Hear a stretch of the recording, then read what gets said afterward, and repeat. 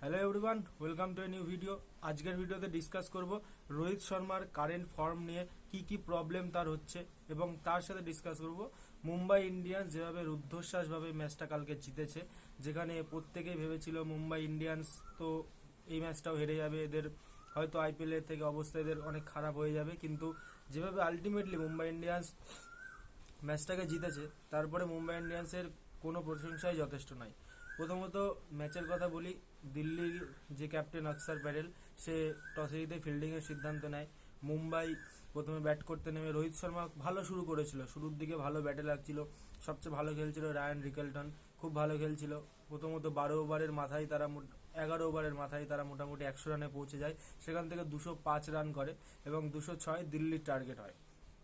তারপরে যখন দিল্লির ইনিংসটা শুরু হয়, সেই সময় দিল্লি খুব ভালো শুরু করেছিল, অসাধারণ শুরু করেছিল, মানে যেভাবে রান রেট তাদের এগোচ্ছিল, অনেকে ভেবেই নিয়েছিল দিল্লি হয়তো খুব তাড়াতাড়ি ম্যাচটা শেষ করে দেবে, 20 ওভার অব্দি লাগবে না, তার আগে শেষ করে দেবে। ঠিক যেমনটা এর আগের দিন একটা ম্যাচে কলকাতার সাথে লখনৌর যে ম্যাচটা হয়েছিল, 238 রানের টার্গেট ছিল, কলকাতা প্রায় 6 ওভারে অলমোস্ট প্রায় 90-র কাছাকাছি রান করে ফেলেছিল। সেখান থেকে সবাই ধরে নিয়েছিল কলকাতা এই ম্যাচ হামেশাই জিতে যাবে, হয়তো 1 ওভার 1.5 ওভার বাকি থাকতে ম্যাচ জিতে যাবে।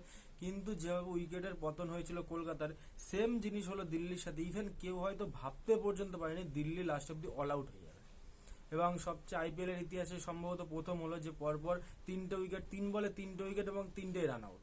আইপিএল এর ইতিহাসে হয়তো প্রথম হয়েছে, এবং যেটা হওয়ার কথা, দিল্লি প্রথম আইপিএল এ সিজনে প্রথম ম্যাচ, যেটা একটা অবাক করার বিষয় হচ্ছে আরসিবি দিল্লি এরা বাইরে গিয়ে খুব ভালো খেলছে, কিন্তু নিজেদের যখনই হোম গ্রাউন্ডে আসছে তখনই তারা হেরে যাচ্ছে। আরসিবি চিন্নাস্বামীতে হারছে, দিল্লি অরুণ জেটলি স্টেডিয়ামে দিল্লিতে ফিরলো তখন হারছে। ভগবান জানে কি হচ্ছে এদের সাথে। এবার আসি রোহিত শর্মার কথাতে।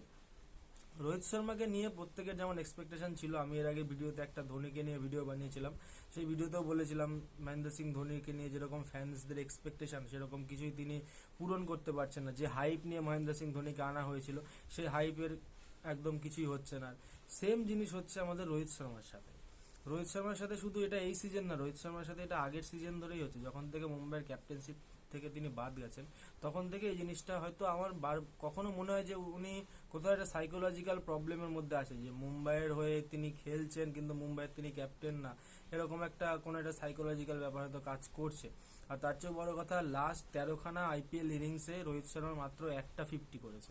এই যে একটা ট্রিমেন্ডাস প্রেশার, যে ফ্যান্সদের এত এক্সপেকটেশন, সেগুলো আমি কিছুই পূরণ করতে পারছি না, এই যে একটা প্রেশার, আমার মনে হয় এইটাও খুব ভালো মতো রোহিত শর্মার উপরে কাজ করছে।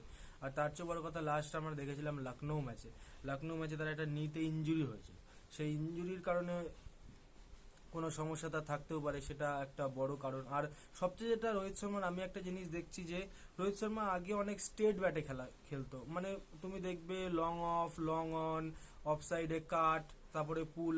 এখন কেন যায় না রোহিত শর্মাকে অতিরিক্ত দেখছি কোথাও না কোথাও সুইপ খেলতে, যে কোনো বল ফাস্ট বোলার কে, স্পিনার কে সুইপ খেলছে। আর এটা সম্ভবত ল্যাক অফ কনফিডেন্সের থেকেই আসছে। আর আরো একটা জিনিস, যে রোহিত শর্মা এখন মনে হয় যে একটু বেশি অ্যাগ্রেসিভ দেখাতে যাচ্ছে। শুরুর দিকে রোহিত শর্মা দেখবে তোমরা, রোহিত শর্মা যারা অনেক দিন ধরে রোহিত শর্মা খেলা দেখো, শুরুর দিকে রোহিত শর্মা একদম প্রথম বল থেকে হিট করার মতো প্লেয়ার কিন্তু রোহিত শর্মা না। সে প্রথমে দেখবে, কিছুটা দেখবে, তারপরে বোঝে, তারপরে ধীরে ধীরে তার গিয়ার আপটা করে।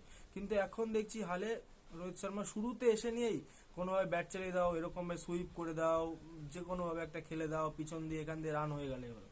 তো আই হোপ রোহিত শর্মা অনেক বড় মাপের প্লেয়ার, খুব তাড়াতাড়ি নিজেকে রেকটিফাই করে নেবে। দেখা যাক কি হয়।